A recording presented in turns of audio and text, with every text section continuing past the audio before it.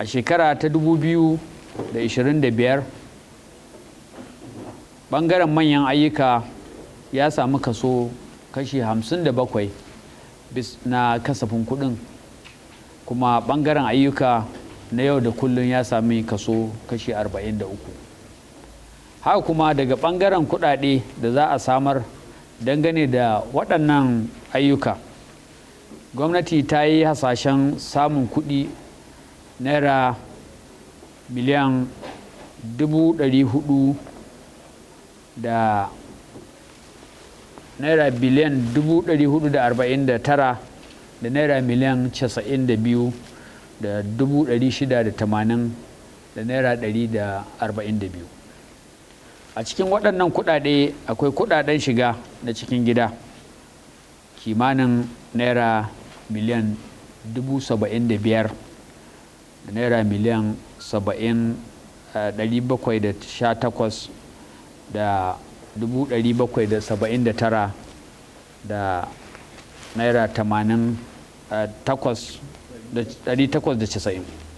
Haka kuma kudaden da ake hasashen za su shigo daga gwamnatin tarayya sun kai kimanin naira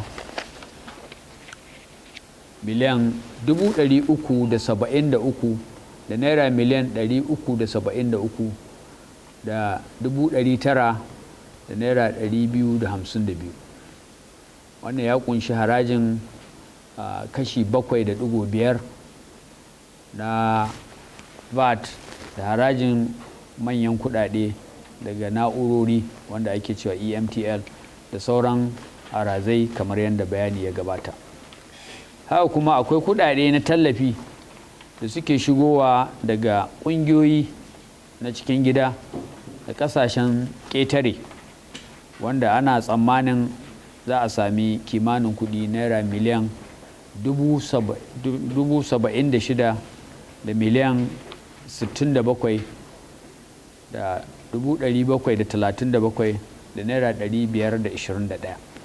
Waɗannan idan aka haɗa su ne za su samar da kuɗaɗen da za a aiwatar da kasafin kuɗi kamar yadda aka yi bayani naira miliyan 549 da miliyan 160 da 417 da naira 663. Wato idan ka hada kudaden da za a samu daga gwamnatin tarayya da kudaden shiga da kuma kudaden da za a samu daga ƙetare, su suka hada wa'annan kudade da muka yi bayani.